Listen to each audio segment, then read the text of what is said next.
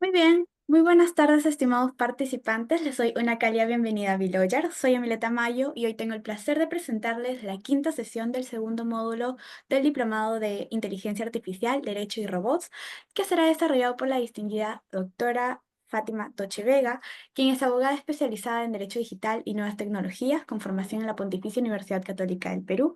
También cuenta con un doctorado en Derecho en la Universidad San Ignacio de Loyola, posee un máster Business Administration por la Universidad Peruana de Ciencias Aplicadas y un máster en Dirección de Negocios Internacionales en la Escuela de Organización Industrial España.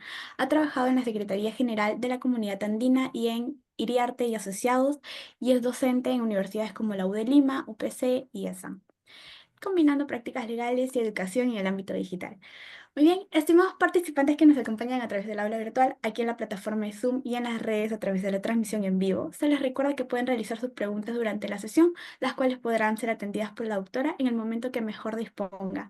Finalmente, estimada doctora, estamos muy honrados por contar con su presencia el día de hoy y le agradecemos que haya aceptado nuevamente una invitación. Por otro lado, le cedo el uso de la palabra para que pueda iniciar con su presentación de hoy. Muchas gracias. Pediría si me pueden, por favor, habilitar tanto la cámara como el compartir pantalla, porque no la puedo activar. Sí, estimada doctora, sí tiene el éxito Sí, ya. ahora sí. Sí. Perfecto, perfecto. Bueno, muchas gracias. No sé si me pueden recordar cuánto tiempo tengo. Una hora, ¿verdad?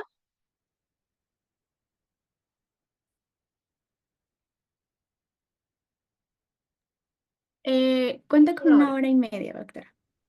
Sí. Hora y media. Perfecto. Entonces tenemos tiempo para hablar eh, sobrado de este tema. Entonces, yo justamente quiero hablarles de la temática de la protección de datos personales, pero enfocado en entornos digitales y especialmente en la temática de este diplomado que tiene que ver con inteligencia artificial. Además, aprovechando que mi tesis doctoral justamente la estoy haciendo sobre inteligencia artificial y el derecho a la protección de datos personales. Entonces, vamos a ir viendo esto punto por punto para ir comprendiendo los retos que la inteligencia artificial está eh, imponiéndole a el derecho en general y a la protección de datos personales en particular, ¿ok? Entonces, ¿qué normas protegen la información personal en nuestro país? ¿Qué normas protegen? Bueno, tenemos la Constitución.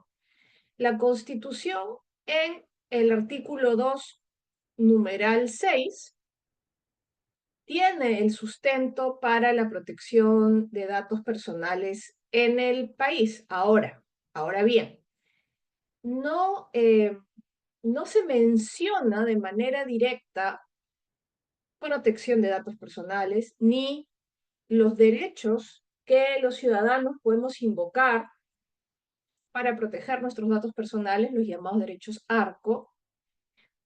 Lo que se menciona en el artículo 2, numeral 6, es que los sistemas informáticos, computarizados o no, públicos o privados, deben evitar, estoy parafraseando, ojo, la exposición de información personal o familiar. ¿Ok? Y es de ahí que se deriva el derecho a la protección de datos personales, la normativa que vamos a ver ahora.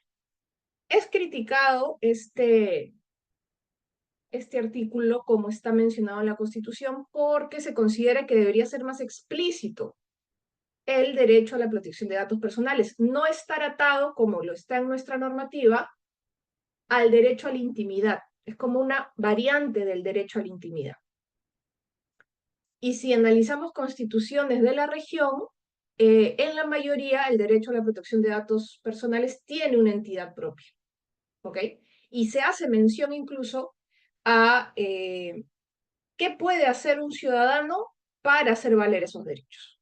¿Ya? Entonces partimos por ahí, pero tenemos esta cobertura constitucional. Tenemos también la Ley de Protección de Datos Personales, que es la Ley 29733, que es la norma que regula este derecho en nuestro país. También tenemos un reglamento, que es el Decreto Supremo 003-2013 JUS, ¿no?, que reglamenta la ley, pero aquí no termina la cobertura, ¿no? Tenemos también directivas que son emitidas por la Autoridad de Protección de Datos Personales, como por ejemplo la Directiva de Videovigilancia, ¿no?, que ha establecido los parámetros respecto de los cuales se debe informar a los ciudadanos cuando hay cámaras de videovigilancia que captan dato personal e imagen, ¿no? Tenemos también opiniones consultivas que emite, una vez más, el ente rector, que es la Autoridad de Protección de Datos Personales, a la cual cualquier empresa o ciudadano puede dirigirse para hacer una consulta, obviamente una consulta lo más, digamos, genérica que se pueda, para evitar que de alguna manera adelanten opinión sobre un caso concreto, y ellos brindan una opinión sobre la interpretación de ciertos artículos, tanto de la ley como del reglamento. ¿Ok? Y finalmente hay criterios jurisprudenciales que son establecidos en las resoluciones de los procedimientos sancionadores, ¿no? O más precisamente los procedimientos trilaterales de tutela, las fiscalizaciones. Ahí se observa muchísimo el criterio interpretativo de la autoridad. Yo diría que para aprender de protección de datos personales, el 70% es aprender de los criterios jurisprudenciales, porque me atrevo a decir, y sé que están grabando, que muchísimos de esos criterios interpretativos no se desprenden directamente ni de la ley ni del reglamento. ¿Ok? Entonces, y me faltaría incluir aquí otros documentos que sirven de referencia, que son las guías que, por ejemplo, la autoridad peruana ha publicado una guía sobre el deber de informar, que es un deber que tienen todas las empresas, entidades públicas o personas que captan datos personales previo a eh, solicitar el consentimiento. Entonces, y la autoridad española, por ejemplo, tiene muchas guías, muchas guías. Aquí tenemos la del deber de informar, y nada impide a la autoridad publicar más guías, ¿no?, que plasman criterios interpretativos, teniendo en cuenta que no son documentos normativos propiamente. Entonces no te puede exigir el cumplimiento de un criterio que está en la guía, pero que no se desprende de manera directa de la ley o del reglamento. ¿Ok?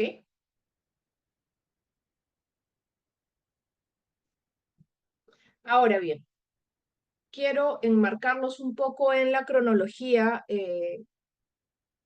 de la aprobación de estas normas que les acabo de mencionar.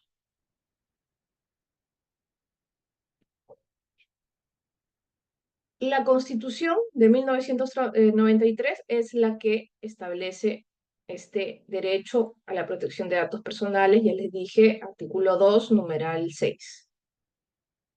1993. En el 2011 se promulga la Ley de Protección de Datos Personales, la Ley 29733. O sea, 2011. Entonces, tenemos ya más de 10 años de vigencia de la ley, ¿ok? Con una salvedad, que el reglamento recién se dio 2 años después, prácticamente, el 22 de marzo del 2013.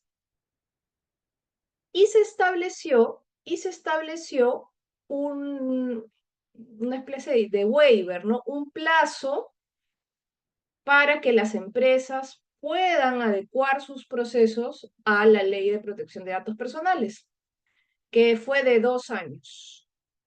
2 años, ¿ok? 2 años. Que vencieron más o menos el 8 de mayo del 2015, que a partir de esta fecha es, además de estar vigente ya la ley y el reglamento, iniciaban las fiscalizaciones por parte de la Autoridad de Protección de Datos Personales. En el interín, no quiere decir que no se haya hecho nada, ¿no? Por ejemplo, en el interín se publicó la Directiva de Medidas de Seguridad que establece las medidas sugeridas para empresas, entidades públicas, de resguardo de la información que es captada al amparo de esta norma. ¿Ok? Y también durante este plazo se dieron muchas charlas informativas, visitas informativas para tratar de impulsar que tanto las empresas y entidades públicas cumplan con la norma como que los ciudadanos conozcan sus derechos. Ustedes me dirán si consideran que se ha hecho correctamente esta labor. Porque muchas veces cuando doy estas charlas parece que fuera muy, muy nuevo este derecho y ya vemos que nuestra norma fue aprobada en el 2011 y plenamente vigente y fiscalizable mayo del 2015. Luego de ello, en el 2017 se dio una modificación de la ley muy pequeña, no ha sido variada sustancialmente, la verdad. Y el 10 de enero del 2020 se publicó la Directiva de Videovigilancia. El reglamento no ha sido modificado hasta el momento en nada, o sea, está tal cual desde el 2013. A pesar de tantísimos cambios tecnológicos que ha habido desde el 2013 a la fecha, incluida la inteligencia artificial. Pero tenemos un proyecto de reglamento que se prepublicó para comentarios de quien quiera, de la sociedad civil, de empresas. Y es un proyecto de reglamento que todos los meses nos dicen ya se va a publicar, ya se va a publicar, ya se va a publicar y hasta ahora nada. Pero es inminente su publicación y es una modificación muy sustancial del reglamento que tenemos ahora, casi integral del reglamento que tenemos ahora. Ahora bien, yo he tenido la oportunidad de revisar este proyecto de reglamento en las versiones que han ido evolucionando en el tiempo y no hay una mención, lamentablemente, ni a la inteligencia artificial, ni al tratamiento automatizado de datos o tratamiento de grandes volúmenes de datos como Big Data, por ejemplo, ¿no? Que yo esperaba que estuviera en un momento como este, una mención a ello, más aún teniendo ya en cuenta que el Perú tiene ya una ley de inteligencia artificial, que es la 31814, que también está en proceso de reglamentación y que ese reglamento, en todo lo que atañe a protección de datos personales, remite a criterios, normas o actuaciones de la Autoridad de Protección de Datos. Entonces, veo yo aquí que se está trabajando todo lo que es inteligencia artificial por un lado y de manera no tan coordinada el tema de la protección de datos personales vinculado a sistemas de inteligencia artificial, que veremos ahora es los datos personales son un elemento fundamental, fundamental para el entrenamiento de inteligencias artificiales, ¿ok? Si gustan, no sé si realmente está habilitado, pero si gustan me pueden ir haciendo preguntas por el chat, si es que lo consideran pertinente. y yo las voy viendo y veo en qué momento lo respondo.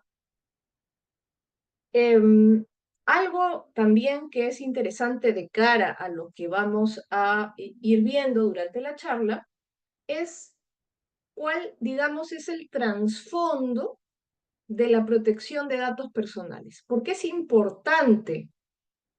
¿Por qué es importante proteger los datos personales de los ciudadanos?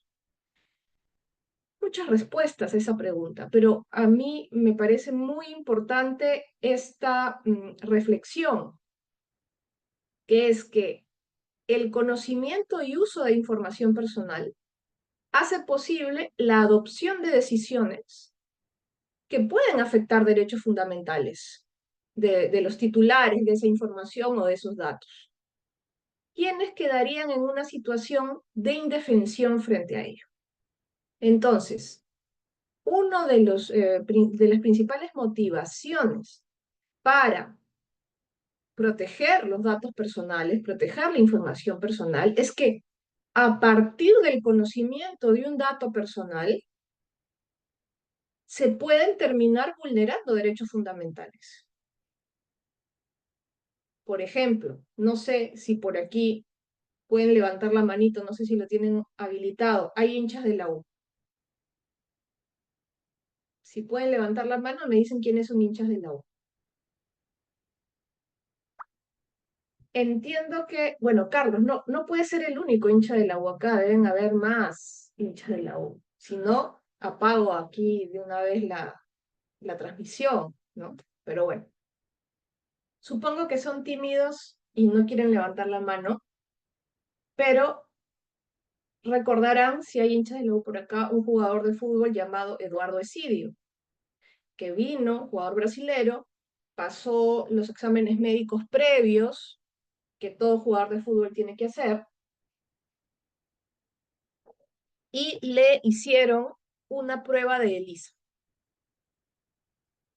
No sé por qué, no sé en qué contexto, pero luego de ello hasta se prohibió que se hagan indiscriminadamente esas pruebas, pero Eduardo Esidio salió positivo, VIH positivo. Y eso ocasionó el conocimiento de ese dato relativo a la salud, que incluso es un dato sensible, de Eduardo Esidio por parte de sus empleadores, que eran el Club Universitario de Deportes, llevó a, uno, su desvinculación, dos, apareció como titular en todos los periódicos deportivos que era VIH positivo. Conocimiento de un dato, vulneración de derechos. Y hay muchísimos casos de ese tipo.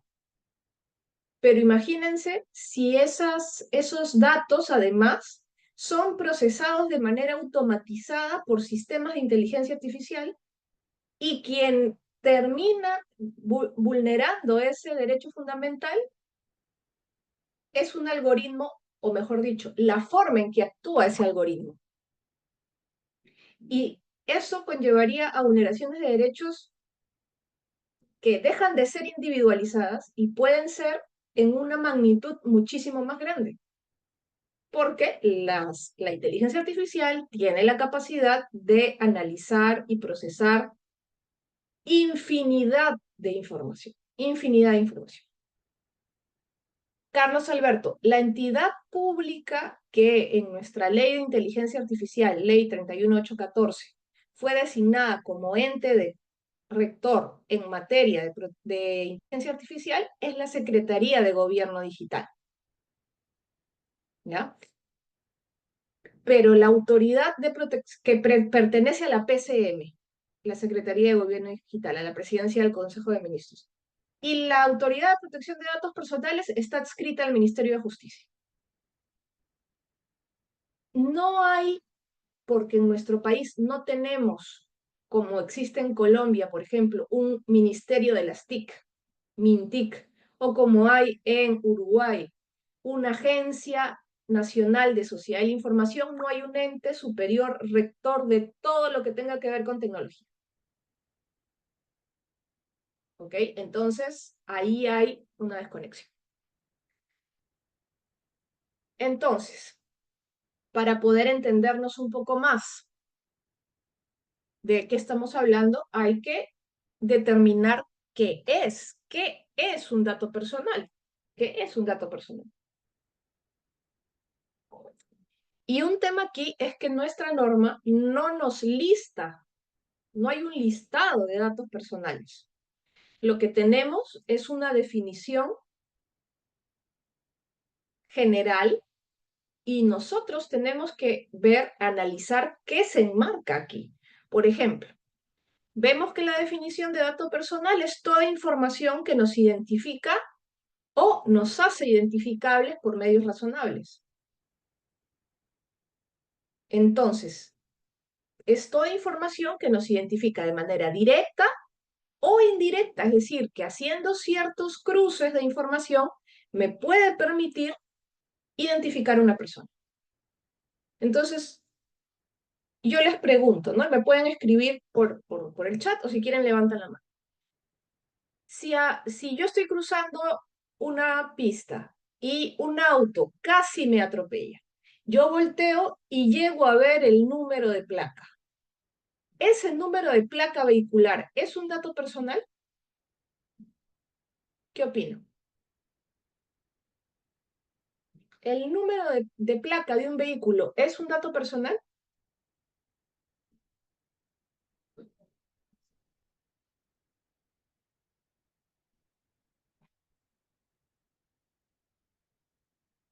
Sí.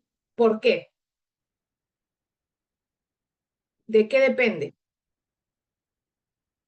¿Por qué sí sería un dato personal y por qué depende? Acá Ronnie dice que no. ¿Se dan cuenta que no hay una posición, digamos, certera y que todos dicen sí, no, hay opiniones divididas? Con la placa vehicular, ¿cómo yo puedo llegar a la identidad de una persona? Voy a registro vehicular y me aparece. Voy al SAT, pongo el número de la placa y me aparece. Me hace identificar a una persona, no necesariamente a la persona que yo quiero, que es la que estaba manejando, pero a una persona sí. Por tanto, es un dato personal.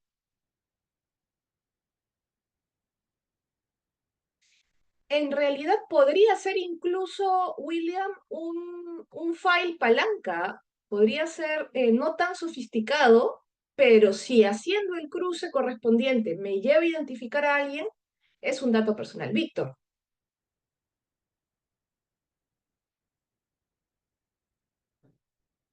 Víctor, creo que querías intervenir.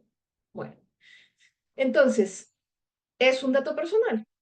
El número IP de un dispositivo, el número IP de un dispositivo, ¿es un Hola, dato personal? Sí, Víctor, adelante.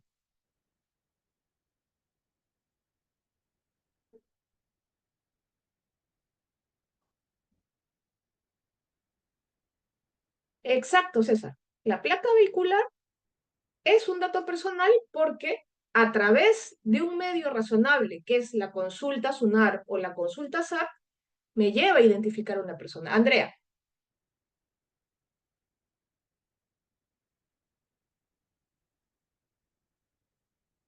Andrea, creo que hay problemas con los que quieren participar con audio, pero bueno. Eh, el IP, hola, Andrea, ¿lo puedes poner por Víctor? Sí, dime. buenas tardes, ¿me copia?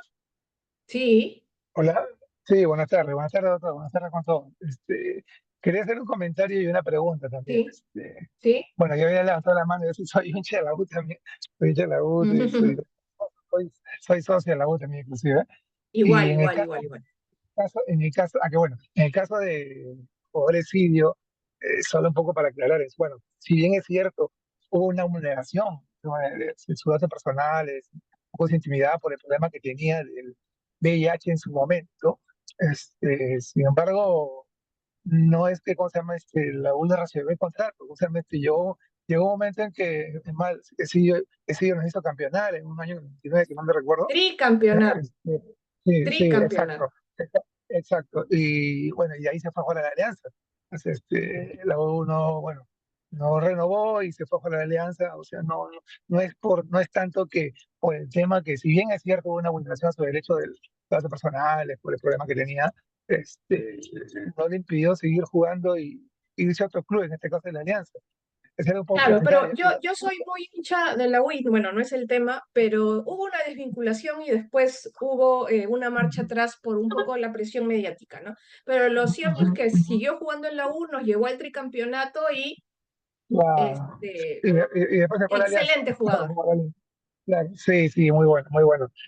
Y la pregunta era, en este tema de la inteligencia artificial, que bueno, hay una posible vulneración de datos personales, mucho más a recordar, y creo que le ha pasado a la mayoría de personas cuando, por ejemplo, un ejemplo, cuando uno hace un contrato, compra algún artículo o algunos operadores móviles, y firma el contrato y le viene las letras chiquitas, en algunos casos, no en todos, en algunos casos, el tema de que se acepta o no, ¿cómo se llama? ¿Cómo se dice? El acceso a sus datos personales, ¿ya? Que en Sí, muchos casos, no digo en todos, pero en muchos casos, hay un mal manejo de eso por parte de las empresas, lo que me ha pasado, o lo negocian y llega a malas manos, y no solamente ese mal uso, ¿ah?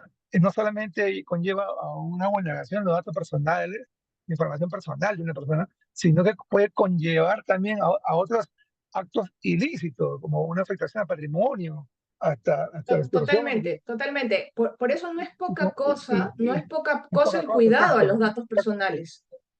Exacto, exacto. Por eso digo, y con el manejo de la inteligencia artificial, si no se maneja adecuadamente con estos algoritmos, mucho, y me da la percepción que es mucho más fácil se puede hacer la vulneración de los To- datos. Esa era un poco Totalmente. la pregunta que Sí, quería muchas gracias, Gracias, Víctor, muchas gracias. gracias. Aquí César nos dice, la IP, aunque no siempre identifica una persona de manera directa, puede, en combinación con otros datos, facilitar la identificación del usuario del dispositivo. Totalmente. Por ejemplo, en un ámbito corporativo, te dan tu laptop en tu empresa, esa laptop que se conecta a Internet tiene un número IP y esa laptop está vinculada a ti como usuario y a un código de trabajador, a un nombre de trabajador. Entonces, no tiene que llevarte a identificar a una persona en el 100% de los casos para que sea considerado dato personal, sino que debe haber una posibilidad de que cruzando esta información llegues a la identidad de una persona. Andrea creo que quería comentar y María. No sé, mientras tanto, no sé si pueden abrir el micrófono, pero mientras tanto les voy comentando que Hola, existe también. Sí, pudiste. ay, Andrea, perdón por dime. interrumpir, Fátima, No, siquiera, no, no, sino que dime, dime. antes no me dejaba abrir el micro, estaba escribiendo, pero era pues eh, un comentario que quería hacer y también una pregunta, ¿no? ¿Cómo Ujú, en un ujú. contexto donde la digitalización es clave y en Sí, realidad nos sirve como una herramienta, bueno, a todos los profesionales, creo que no solamente abogados, sino ingenieros, a todos, sí. ¿cómo, cómo se puede hacer para proteger los datos personales, pero a la vez para no cortar ese acceso que tenemos a la información? Porque, por ejemplo, en el caso de los vehículos que estabas tocando, em, al momento de mandar bueno, por una obligación, un contrato que se incumple, por ejemplo, tenemos ahora la facilidad de que con una placa, sí, podemos rastrear al propietario y y a la vez con ese nombre podemos investigar qué activos tiene a su nombre. Y todo a través de Ujú. una placa, ¿no? Entonces, si se restringe eso, ¿cómo se puede proteger a la persona y a la vez, pues no impedir a sus acreedores, por ejemplo, acceder a esa información, ¿no? O si está inmerso en un proceso de alimentos. Es complicado ese equilibrio, Andrea, es bien complicado ese equilibrio y por eso cuando hay datos que están en plataformas de acceso público, debe haber un sustento detrás de esas plataformas. Por ejemplo, registros públicos. Registros públicos existe porque se pondera entre derechos que es más importante la publicidad registral para la seguridad de las transacciones de bienes que la protección de tu dato personal, nombre e inmuebles que puedes tener a tu nombre. Entonces, hay una ponderación. Lo mismo, registro de grados y títulos de SUNEDU tiene un porqué, pero debe haber un sustento de por qué es necesaria que esa información sea pública y que haga que en la ponderación de derechos, el derecho a la protección de datos personales quede por debajo, y además debe haber del lado de los usuarios de esos servicios responsabilidad y además responsabilidad administrativa por el mal uso que hacemos de los datos a los que accedemos por esa vía. Por ejemplo, Perú es el festín de las fichas RENIEC. Aquí cualquiera puede sacar una ficha RENIEC para burlarse del nombre o de la cara de una persona. No por lo que es el propósito, que es quiero mandar una carta notarial, necesito la ficha RENIEC para mandar a la dirección. No, aquí la gente saca fichas RENIEC porque le da la gana. Debe haber sanción por el mal uso de esa información, porque cuando tú sacas una ficha RENIEC, hay unos términos y condiciones que cumplir. Esa es mi opinión. Mari, Hola, buenas tardes, ¿cómo están? Hola. Una ¿qué consulta, tal? doctora. Y justo el Sí, caso que ha pasado el día de hoy con el caso de Interbank, ¿qué nos podría contar Interbank. de los datos de los usuarios que han sido vulnerados? Por supuesto, es un caso importantísimo. Cuando uno almacena datos personales de sus clientes en plataformas digitales, tiene que adoptar las medidas de seguridad necesarias para que esos datos no terminen utilizándose para fines distintos a los que yo informé al momento de captar ese dato personal. En ese sentido, por eso incluso existe una directiva de medidas de seguridad de la Autoridad de Protección de Datos, y los bancos, la SBS, tiene una circular sobre ciberseguridad que establece las medidas de ciberseguridad que tienen que adoptar los bancos. Ahora, nada en este mundo, yo creo que nada en este mundo te protege al 100% de un ciberataque. Lo que hay que determinar, de ser el caso, es si el banco ha tomado la debida diligencia, las medidas necesarias de seguridad para, en la medida de lo posible, impedir este tipo de ciberataques, lo cual no le va a quitar bajo ninguna circunstancia responsabilidad administrativa por esa brecha de datos personales. Les digo, hasta la RENIEC, que es por excelencia quien administra nuestros datos personales, ha sido sancionada por filtraciones de datos de nosotros como ciudadanos. ¿Ok? Malena, termino este punto y te doy la palabra. ¿Ok? Existe otra categoría de datos que son los datos sensibles, que son los que tienen que ver, perdón, disculpen, que son los que tienen que ver con la esfera más íntima de la persona. Y esos datos necesitan mayor nivel de protección, mayor nivel de protección, ¿no? Por ejemplo, los datos relativos a la salud. Ahí sí no hay que hacer análisis porque eso sí está establecido claramente en nuestra normativa. Datos sensibles son ingresos económicos, datos biométricos, datos de salud, orientación sexual, afiliación política, creencia religiosa. Entonces ahí ya tenemos claro qué son datos sensibles. Respecto a los datos personales, como hemos visto, siempre vamos a tener que hacer un análisis para ver si realmente calza con la definición, ¿ok? Entonces, ahora para embonarlo con el tema de inteligencia artificial. ¿De qué se alimenta la inteligencia artificial? Para su entrenamiento. Específicamente voy a hablar ahora de la inteligencia artificial generativa. ¿De qué se alimenta la inteligencia artificial generativa para entrenarse y poder darnos las respuestas que nos da? Por ejemplo, ChatGPT, ¿de qué se alimenta? Esto es un secreto que está bajo 7 llaves. No se tiene claridad de esto. Se tienen especulaciones. Ningún CEO de estas empresas ha dicho claramente y con sustento en un papel, ya, es nuestra inteligencia artificial se entrena con datos que saco de aquí, de aquí, de aquí, de aquí, de aquí. Pero tomando literatura, entrevistas que han dado estos personajes, sacamos que estas inteligencias artificiales generativas se alimentan de información que hay en Internet, y esto se hace a través de la metodología del web scraping, es decir, así, tal cual vampiro, chupan toda la información que hay en los sitios web, redes sociales también, cualquier página web, enciclopedias, periódicos, revistas, libros. Es decir, es insaciable la inteligencia artificial respecto de información de entrenamiento, porque mientras más información tenga para su entrenamiento, más precisa va a ser la inteligencia artificial. Y todo esto aquí, todo esto aquí, todo esto aquí contiene datos personales. Contiene datos personales. Entonces, por eso es tan relevante para la discusión en torno a la inteligencia artificial el uso de los datos personales. ¿Ok? Entonces, esto es sumamente importante. Sumamente importante. Ahora, ya vimos el caso de Cambridge Analytics fue un caso derivado de el uso de algoritmos de análisis de data. Sí, tiene que ver, tiene que ver, tiene que ver.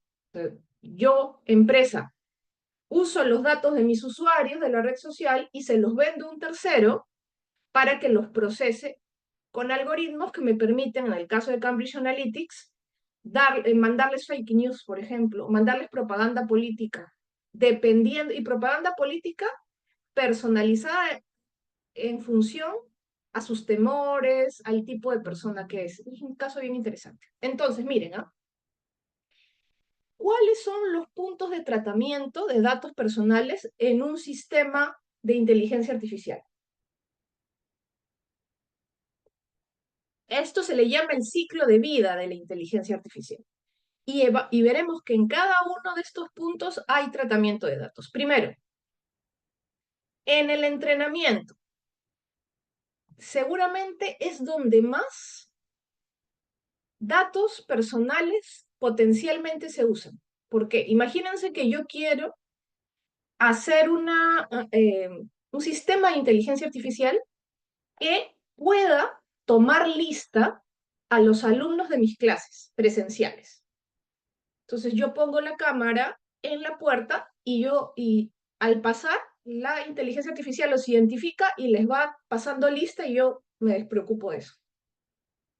¿Qué le tengo que dar a esa inteligencia artificial como dato de entrenamiento para que pueda hacer lo que yo les estoy diciendo? ¿Qué le tengo que dar de insumo?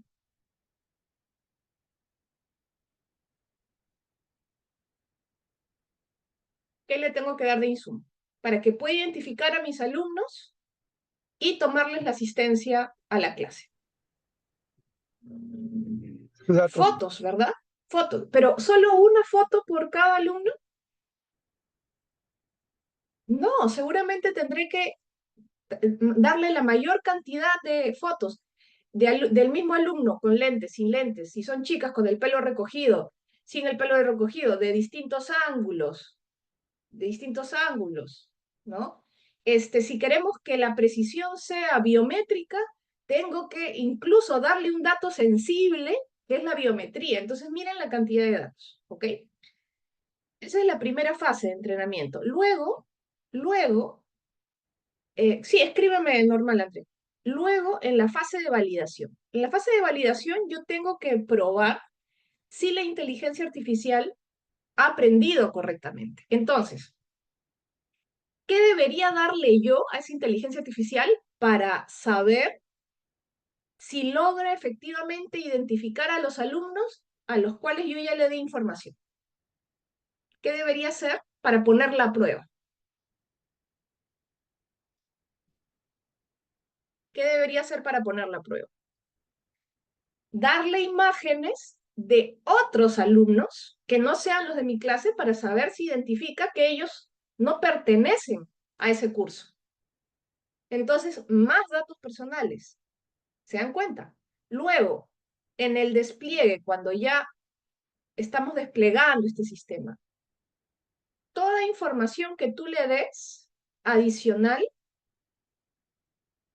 ¿ya? Va a ayudar a que ese sistema aprenda, entre comillas, aprenda, ¿no? Por ejemplo, cuando uno en ChatGPT hace una consulta y para hacer esa consulta ingresa datos, sube documentos, eso termina alimentando también a la inteligencia artificial. Entonces nosotros también, cuando la usamos, le damos insumos. En la explotación misma, cualquier dato, es más, imagínense que la cámara igual está ahí enfocando y pasa más gente por la puerta del aula, puede estar potencialmente captando más información. Y en la retirada, es decir, yo quiero ya sacar de circulación esa IA, tengo que ver qué voy a hacer con esos datos personales. Si esos datos personales los voy a eliminar, se van a transferir a otra empresa, ¿qué se va a hacer con ellos? Y lo interesante es que a partir del procesamiento de esta información, las inteligencias artificiales hacen inferencias, por ejemplo, van a determinar tal alumno no asistió a clase, ¿no? Toma decisiones. Como yo veo que la IA nunca identificó a determinado alumno, lo tengo que desaprobar. Evolución. Imagínense que la inteligencia artificial, de tanto ver a mis alumnos entrar, empieza a identificar sus emociones. Y me dice, Fátima, hoy tus alumnos llegaron todos muertos, cansados, quemados de sus trabajos. Hoy día están alegres, porque empieza además a leer sus expresiones faciales, su expresión corporal y evoluciona al punto de poder determinar su estado de ánimo. Que eso ya incluso sería un dato sensible. ¿Ok? Y no fue un uso previsto. Yo no programé para eso, pero la inteligencia artificial tiene esa capacidad de poder evolucionar por la interacción y por los datos del contexto también, ¿ok? Entonces, ya hemos visto ahí cómo funciona. Ahora vamos a ver la problemática. Nuestra normativa de protección de datos está preparada para esta realidad que hemos estado comentando. Y eso vamos a analizarlo a la luz de los principios rectores que están previstos en nuestra normativa. Son varios, pero nos vamos a centrar en tres: consentimiento, finalidad, proporcionalidad. Consentimiento, finalidad y proporcionalidad. En esos tres nos vamos a centrar. La regla general de la Ley de Protección de Datos Personales es que únicamente yo puedo utilizar los datos personales de un ciudadano si me ha dado su consentimiento para ello. Y ojo, para la Ley de Protección de Datos Personales no basta un consentimiento simple. El consentimiento para la Ley de Protección de Datos Personales debe ser libre, libre, previo, expreso e informado, e inequívoco e informado. O sea, es un consentimiento de alta formalidad.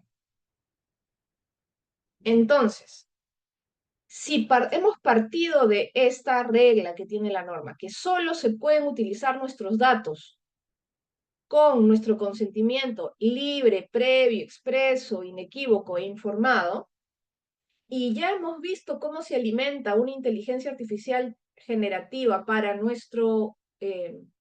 para dar nuestras respuestas, para su entrenamiento,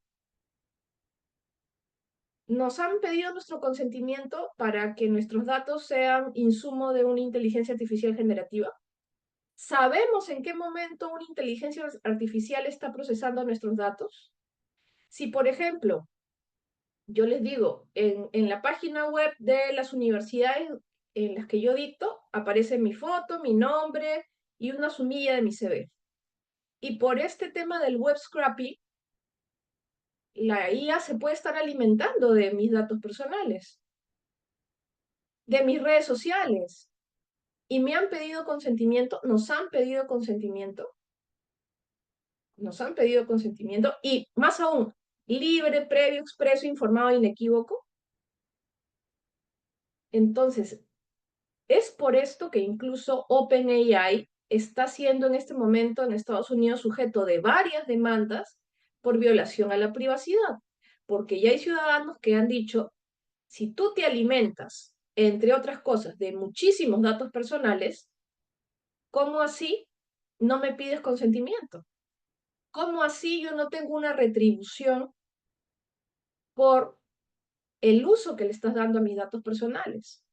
¿Cómo me puedo oponer yo, ciudadano, a que una inteligencia artificial generativa tome mi nombre de los muchísimos sitios donde los tenemos en Internet? Ese es un cuestionamiento que tenemos que hacernos. ¿Ok? Finalidad. El principio de finalidad nos dice que todos debemos ser informados de para qué fin, con qué propósito se van a utilizar nuestros datos personales. William, tú has dicho una cosa bien interesante. Muchas veces si le preguntas a ChatGPT sobre una persona, te da información. Claro, porque busca de la información que hay en Internet, información de esa persona. Y ojo, un ciudadano en Estados Unidos ha demandado también a ChatGPT, perdón, a OpenAI por difamación, que ya me parece un poco tirado de los pelos, pero fue por difamación. ¿Por qué? Porque alguien preguntó por esa persona y en la respuesta aludió a que esta persona había sido parte de un proceso por defraudación, un delito, que era falso. Esa persona no había sido procesada por ese delito, pero un periodista le preguntó a ChatGPT, le dio esa respuesta y lo utilizó en una nota periodística. Entonces, hay ese tema también, ¿no? Porque se alimenta de información personal. De periódicos, de diarios también se alimenta. Y ahí hay mucha información personal. Les decía que el principio de finalidad nos dice que debemos ser informados de para qué se van a utilizar nuestros datos personales, con qué finalidad. ¿Ok? Y ahí hay un problema porque nosotros podemos haber dado consentimiento a muchas empresas y plataformas para que usen nuestros datos personales para unos propósitos determinados, pero luego nos damos la sorpresa que están siendo utilizados también para alimentar inteligencias artificiales y esa finalidad nunca la consentimos. Y lo peor es que como ciudadanos propiamente no tenemos claridad o transparencia sobre qué inteligencias artificiales están usando nuestros datos y qué datos están usando. ¿Ok? Em,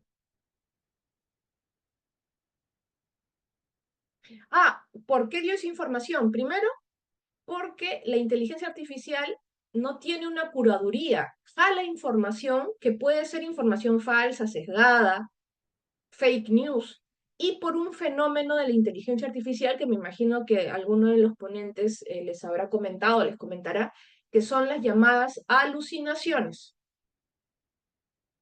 Es decir, la inteligencia artificial muchas veces te puede dar información falsa, inventada, porque la inteligencia artificial realmente no razona, no sabe lo que es la verdad. Lo que la inteligencia artificial hace es responder a los parámetros de tu pregunta en base a procesos probabilísticos y estadísticos. Y te quiere complacer al final del día. Y es capaz de, así como el amigo que si no sabe se inventa, pero te da una respuesta, así es la inteligencia artificial. Entonces, también tenemos problema con el principio de finalidad. Y finalmente, el principio de proporcionalidad. ¿Qué nos dice el principio de proporcionalidad? Que el uso de nuestros datos o el tratamiento que se da a nuestros datos personales debe ser proporcional a la finalidad para la cual yo lo pedí. Entonces, por ejemplo, si yo estoy organizando un webinar sobre protección de datos personales e inteligencia artificial y yo les pido su dato orientación sexual, eso es totalmente desproporcional. Lo mismo si le dijera ya, es un webinar de un día sobre protección de datos y me tienen que autorizar a almacenar sus datos por 100 años. Totalmente desproporcional. Entonces, en muchos casos, el tratamiento de datos a través de sistemas de inteligencia artificial es desproporcional. Les doy un ejemplo que ya se ha analizado en algunos países. El monitoreo masivo biométrico a través de cámaras de videovigilancia en la calle es considerado desproporcional en muchos países. Hay sentencias hasta el Tribunal de Justicia de la Unión Europea, porque se considera que para combatir la delincuencia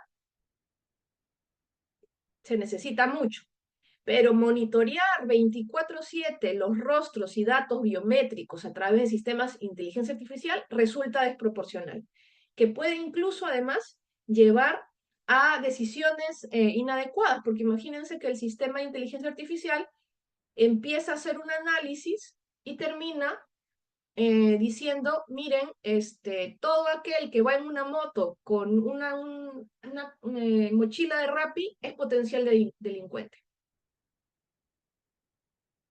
O personas con ciertos rasgos raciales es de alto riesgo, ¿no? Entonces, hay varios problemas en torno a este tema. Y yo creo que por más que le pongas una política de privacidad que nadie lee, el ciudadano no tiene los elementos de juicio suficientes para tomar decisiones informadas respecto al tratamiento de sus datos por inteligencia artificial, porque es muy difícil de entender. Y a veces ni los mismos programadores saben hasta dónde puede llegar la inteligencia artificial o cómo puede evolucionar, ¿no? Y aquí venimos con uno de los mayores problemas en torno al tratamiento de datos con inteligencia artificial, que es el llamado sesgo algorítmico, que tal vez les han mencionado también. Y ojo, entonces con esa política las tiendas y entidades estatales no podrían grabar las fachadas de sus locales. No, por supuesto que pueden. Lo que es considerado desproporcional son los barridos biométricos en tiempo real. Pero la videovigilancia es totalmente legal en nuestro país, minimizando la posibilidad de captar imágenes de personas de la calle, ¿no? Tu fachada, tu entrada, sí. ¿Cuál es el problema con el sesgo algorítmico? Lo que les decía, que la IA puede terminar tomando decisiones que contengan sesgos discriminatorios. Y no necesariamente porque la IA sea mala o los programadores sean malos. Hay varias posibilidades. Una es el aprendizaje sesgado, es decir, que sí, ahí la programación, el equipo de programadores vuelca sus sesgos personales a los algoritmos que programan. Esa es una posibilidad.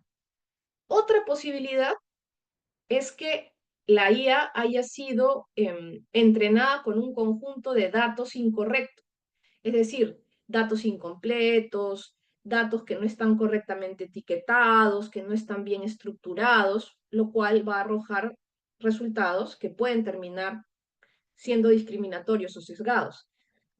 Y otro caso es el ejemplo de datos incompletos o a mí me gusta decirle datos descontextualizados. Imagínense que yo tengo un sistema de inteligencia artificial que tiene como propósito evaluar a mi personal en mi empresa. Entonces yo le doy toda la información en bruto de mis trabajadores. Y una de las conclusiones que me arroja la inteligencia artificial es que las mujeres trabajan menos y por tanto no me conviene contratar mujeres. ¿A qué creen que se puede deber ese resultado que me arroja la IA?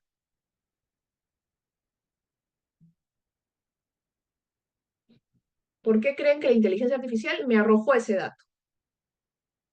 O esa inferencia, mejor dicho.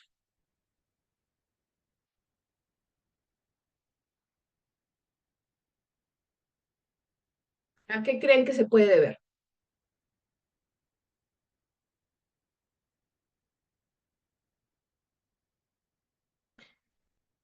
Más que por historia, pueden ser datos que realmente ha recogido de la empresa, pero ¿a qué realidad creen que se puede referir esta IA al momento de decirme que las mujeres trabajan menos?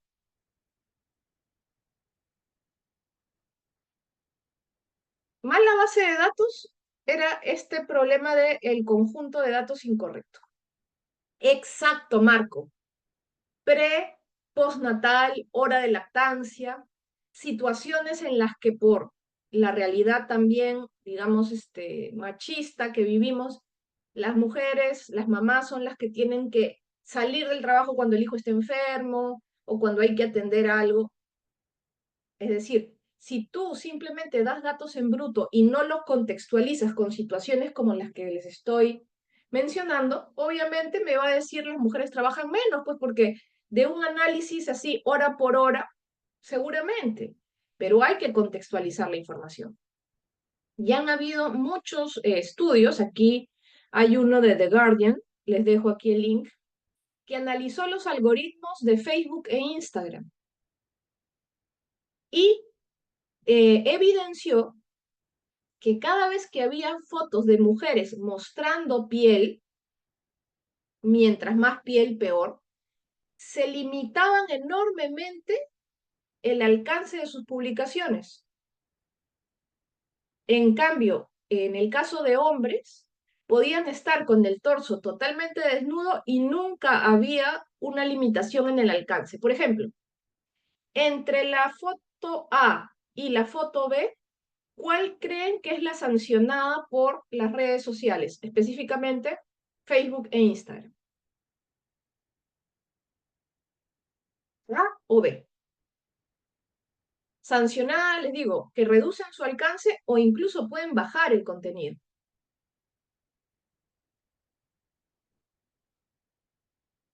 La A, la A. Lo mismo pasa en TikTok. No sé si alguno de ustedes entra a en vivos de TikTok, a lives de TikTok. Cuando hay una TikToker con un escote pronunciado, le cae una infracción y limita el alcance de su live o hasta se lo pueden bajar. Mientras que TikTokers con el torso totalmente desnudo hacen live y no tienen ningún tipo de restricción. ¿Ok? Entonces, esto ya ha sido objeto de análisis. Luego, tenemos este caso emblemático que es el caso State versus Loomis en Estados Unidos. ¿Qué pasó aquí? La Corte de Wisconsin utilizaba un software llamado Compass, que tenía una inteligencia artificial, digamos, todavía más rudimentaria, que lo que hacía era recomendarle al juez la pena que le correspondía a un procesado en función de su grado de peligrosidad. Entonces, una persona había calculado con su abogado que no le tocaba prisión efectiva, pero le terminaron dando 8 años. Solicitaron una auditoría a ese software y se dieron con la sorpresa de que sistemáticamente a procesados que eran afrodescendientes les ponían un grado de peligrosidad mayor que personas blancas, caucásicas, a pesar de que sus antecedentes penales correspondían a delitos menos graves de las personas afro, pero igual les daban un grado de peligrosidad mayor, pero mejor dicho. Entonces, hay estas posibilidades de sesgo, porque claro, seguramente de un análisis de la población carcelaria en determinado estado se pueden sacar conclusiones, digamos, crudas, sin la contextualización o con los sesgos de los programadores que pueden tener un tema racial de fondo. Y esto es lo que les decía, ¿no? Ahora se cuestiona el monitoreo con inteligencia artificial, porque puede terminar en este tipo de decisiones sesgadas. Ojo con eso. No es que siempre vaya a ser así, pero si se va a hacer un uso de este tipo, el sistema de inteligencia artificial debería, uno, pasar por auditorías periódicas. Dos, como ciudadanos deberíamos conocer, se nos debería explicar cómo funcionan esos algoritmos. Haber transparencia, ¿no? Y haber también un canal para reportar estas decisiones, digamos, discriminatorias. Entonces, esto por eso está siendo cuestionado en el Reglamento Europeo de Inteligencia Artificial. Incluso hay la posibilidad de hacer videovigilancia con IA, pero con mandato judicial y en casos específicos. Y ahora vamos a la cereza del pastel, que tiene que ver con el dato personal imagen. El dato personal imagen, que es el insumo para lo que conocemos como deepfake, ¿no?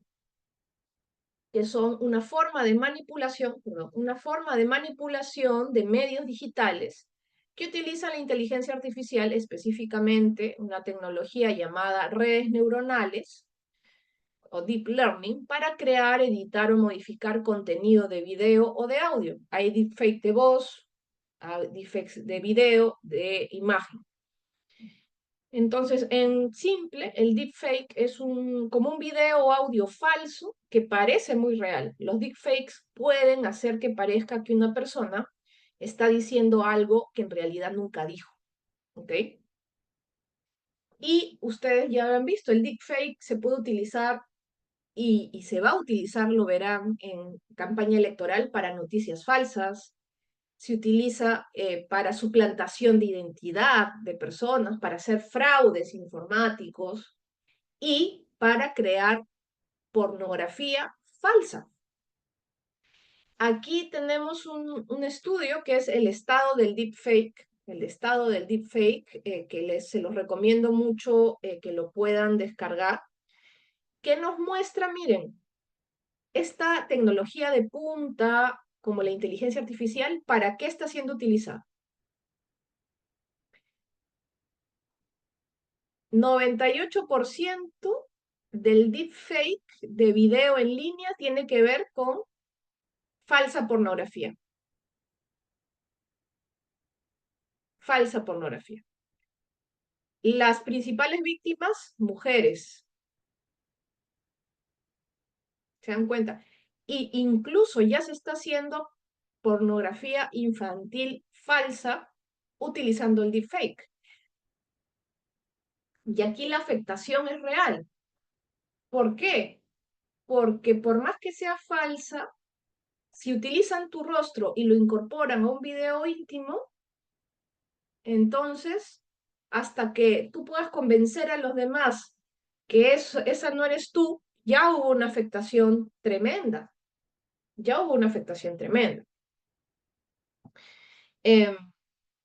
Entonces, miren para qué se está utilizando esta tecnología como el deepfake. Además, como les mencionaba, de suplantaciones de identidad, ya han habido casos, usos para pornografía infantil, ya han habido casos de transferencias que un gerente o director financiero ha hecho a terceros porque vio a su CEO dándoles instrucción y en realidad era un avatar generado con deepfake.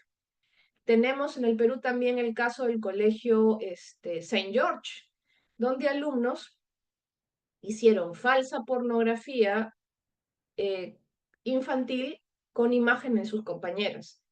Y han quedado impunes porque lamentablemente en nuestro país no se ha modificado aún el delito de pornografía infantil para incorporar que también puede ser pornografía infantil aquellas imágenes o videos generados con tecnología de cualquier tipo, ¿no? Entonces tenemos ahí un problema.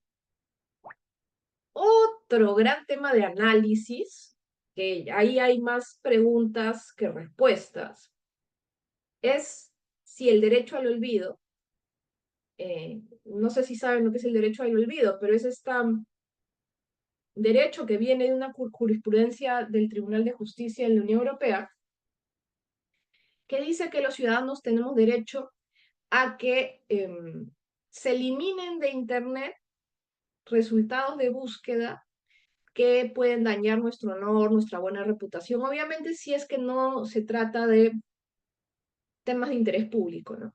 Entonces, lo que se hace es solicitar que se desindexen resultados de búsqueda, es decir, le pides que quiten, que se elimine de los resultados de búsqueda ciertas URLs que contienen esta información. Ese es el llamado derecho al olvido, ¿no?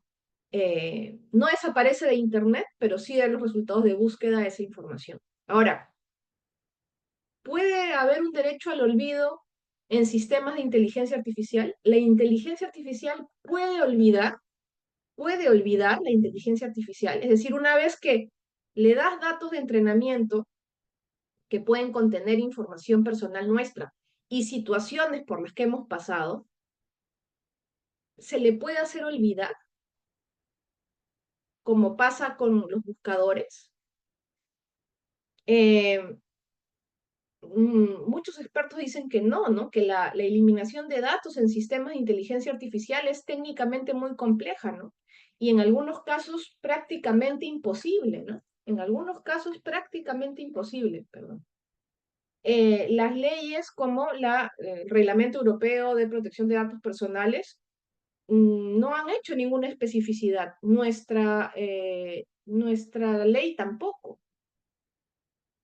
Y posibles soluciones incluyen o deberían incluir minimización de datos, nuevas técnicas de privacidad diferencial y el desarrollo de estándares legalmente vinculantes específicamente para esto. Y ahora, ya para cerrar, algunas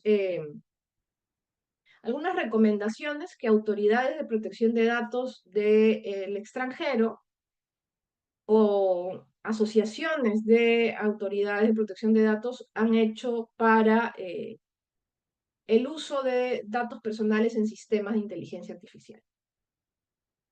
Primero, la Red Iberoamericana de Protección de Datos nos dice que un sistema de inteligencia artificial debería cumplir las normas locales sobre tratamiento de datos personales. Se deberían efectuar estudios de impacto de privacidad. Se debería incorporar la privacidad ética y seguridad desde el diseño y por defecto, es decir, que desde la misma génesis de estos proyectos se considere la privacidad, la seguridad y la ética. Materializar el principio de responsabilidad demostrada, que bueno, aquí no ha sido aún recogido en nuestra norma, pero que implica, un segundito, que implica que se demuestre que se ha llevado a cabo la debida diligencia para la protección de los datos personales.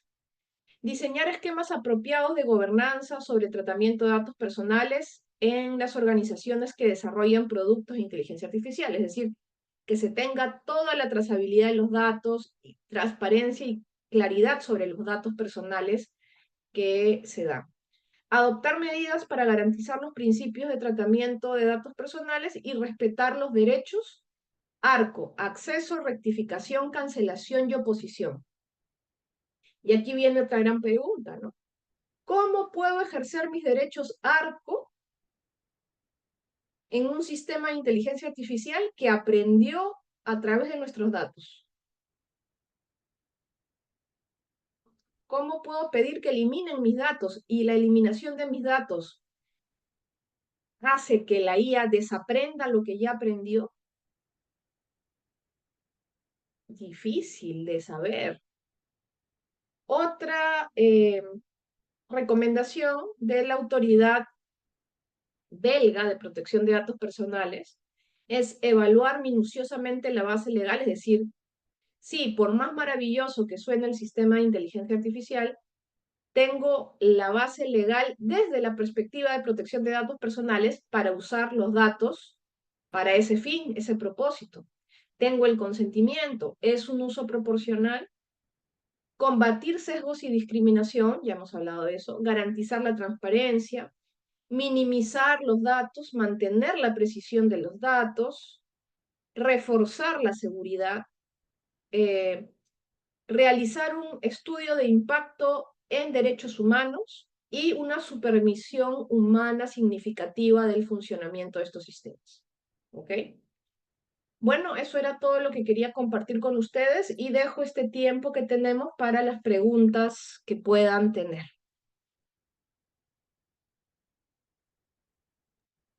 Muy bien, muchísimas gracias, estimada doctora. Una excelente ponencia. Estimados participantes, si tienen alguna duda, alguna consulta, pueden alzar su manita y se les cederá el uso de la palabra.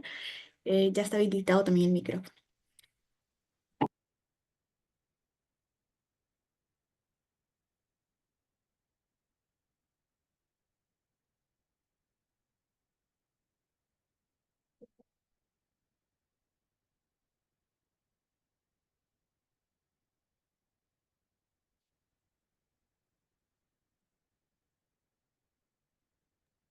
Diana, Doctora, buenas noches. Primero felicitarla por la excelente ponencia, nos ha ayudado gracias. bastante como abogados. Y por otro lado, quería hacerle esta pregunta. Hoy en día se está hablando de que la inteligencia artificial puede tener una categoría de sujeto de derecho. En algunos países se está discutiendo eso. ¿Y usted cree que eso pueda tener alguna implicancia viéndolo desde la protección de datos personales? ¿Nos puede comentar algo? Gracias. Claro que sí. Mira, conozco de ese debate. eh, Más que sujeto de derecho que tenga una entidad jurídica, ¿no? Una entidad jurídica sobre todo para fines de determinar ciertas responsabilidades o hacer ciertas atribuciones. Miren, si analizamos,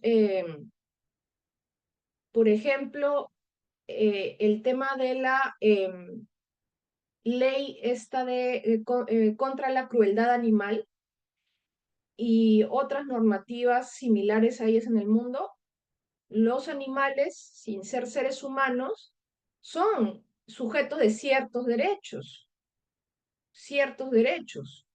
Entonces, no, no lo veo descabellado que se pueda determinar algún tipo de régimen especial para ciertos tipos de sistemas de inteligencia artificial. Donde se discute más es en el caso de agentes de inteligencia artificial, que ya son inteligencia artificial programadas para realizar acciones concretas y de manera autónoma prácticamente.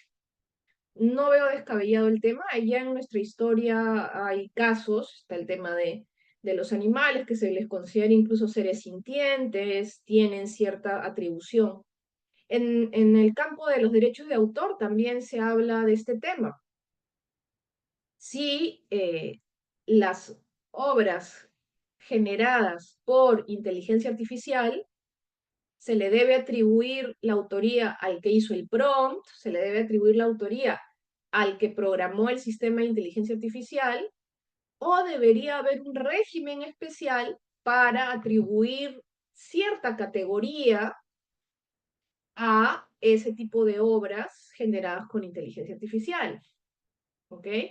Entonces, no lo veo descabellado, pero yo creo que es un debate que todavía está muy verde, ¿no? Primero tenemos que atacar, yo creo, problemas puntuales, graves, como el tema del deepfake, el tema de la protección de datos personales, el tema de los derechos de autor, para luego ver qué hacemos, qué entidad legal le damos a estos sistemas, ¿no?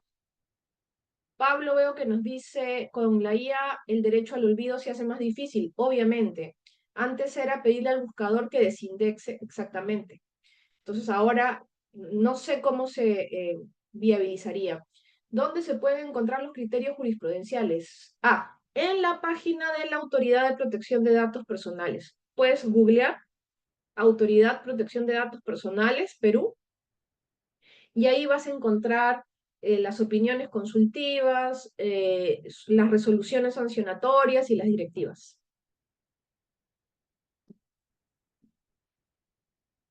¿Alguna otra pregunta?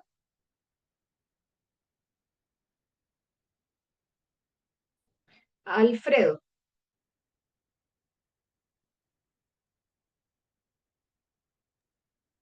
Doctora, buenas noches.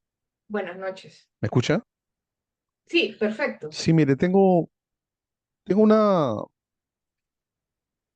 un comentario, ¿no? Que quisiera compartir con usted Sí, para que me diga su opinión. claro, claro, claro, Yo tengo claro. un cliente que ha solicitado que se elimine de la página web de la universidad a la que él pertenece, que en su oportunidad le canceló la matrícula, pero él subsanó esta situación, se reintegró a sus estudios, pero la universidad desde hace mucho, una universidad nacional, desde Ujú, hace muchos años, pues mantiene en su página que este alumno se le canceló su matrícula y se le retiró de la universidad, fue expulsado de la universidad.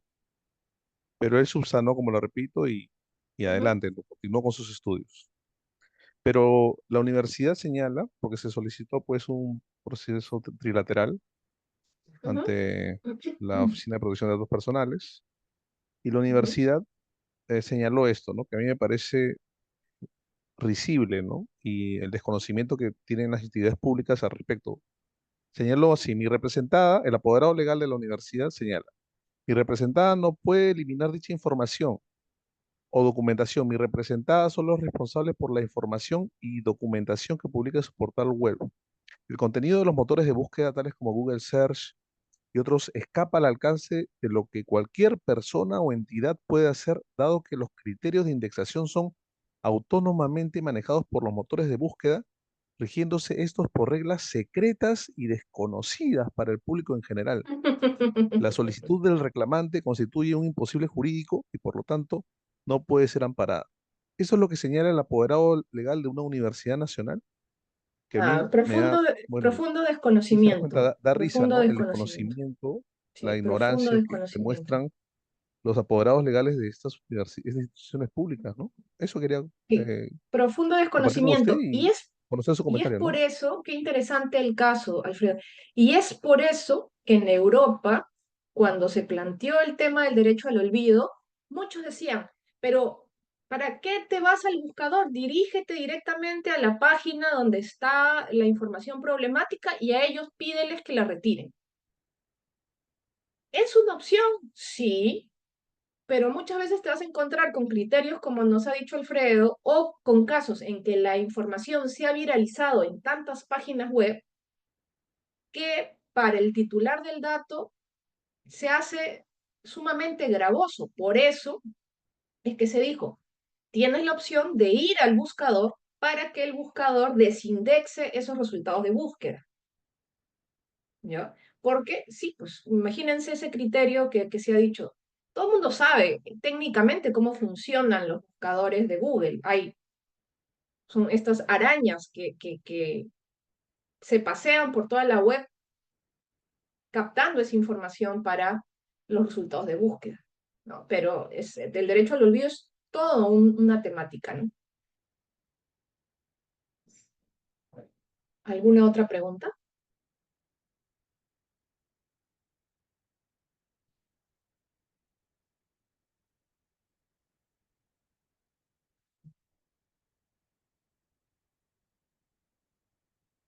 William,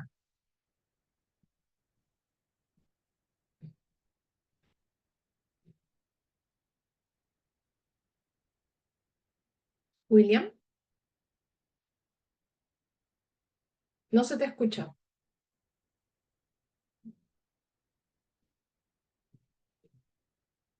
No se te escucha, William.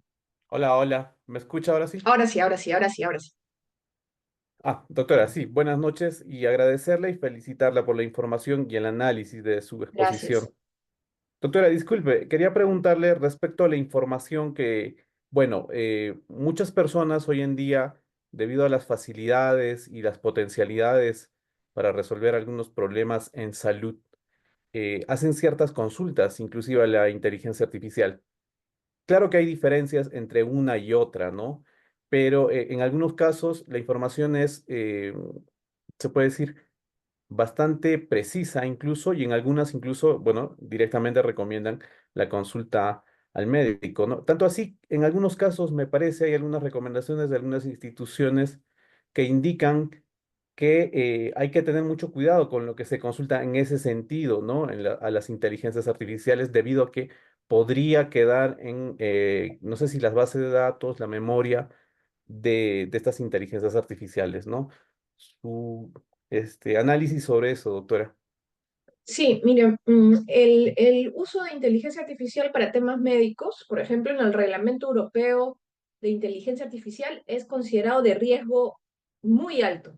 Entonces, son sistemas que tienen que pasar por muchos estándares y supervisiones.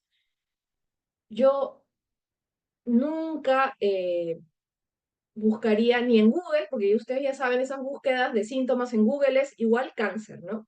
Lo mismo puede pasar con la IA, sobre todo la IA generativa, que tiene alucinaciones, no necesariamente hay una curaduría de esa información. Otro sería el tema de que se utilice una inteligencia artificial especialmente diseñada para temas médicos.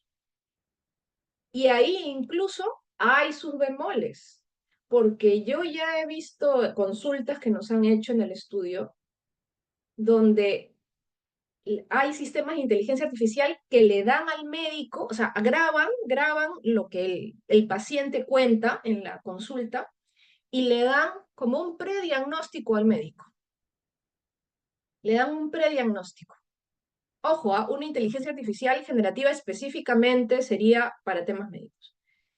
¿Qué pasa si el médico se deja, digamos, influenciar por lo que le dijo el sistema de inteligencia artificial y deja su criterio de lado? ¿Quién asume la responsabilidad?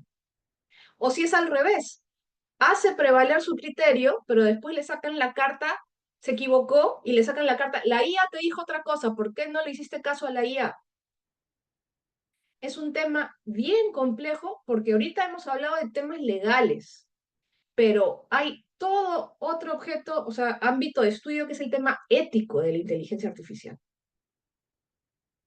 Pero en estos temas como salud hay que tener mucho cuidado con el tipo de IA que se utiliza y cómo se utiliza, ¿no? Porque es muy sencillo.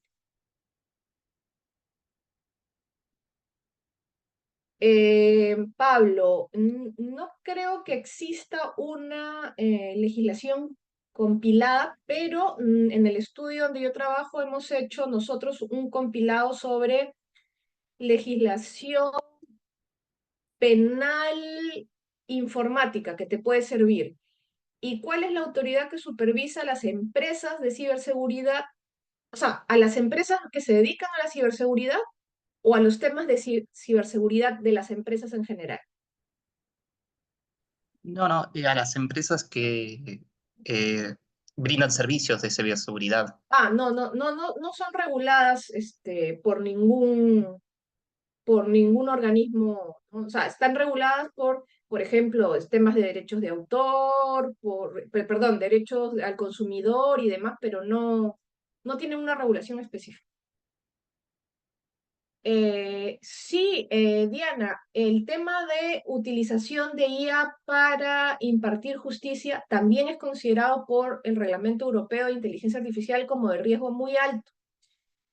¿Qué se recomienda ahí? Pues no, que la IA sea una herramienta que le sirva de insumo a los jueces, más no que tome decisiones por los jueces. Pero ahí hay un tema que debe ser regulado.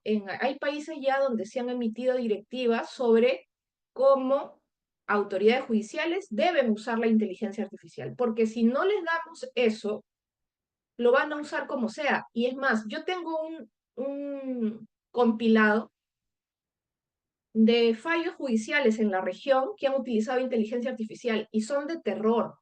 Y esos son solo los que han hecho público el uso de IA. Pero ¿cuántos jueces estarán usando inteligencia artificial y no nos dicen? Utilizando inteligencia artificial generativa que vota jurisprudencia falsa.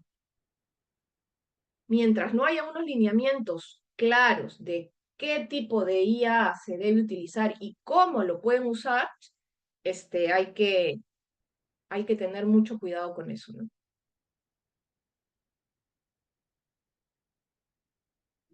¿Alguna pregunta adicional?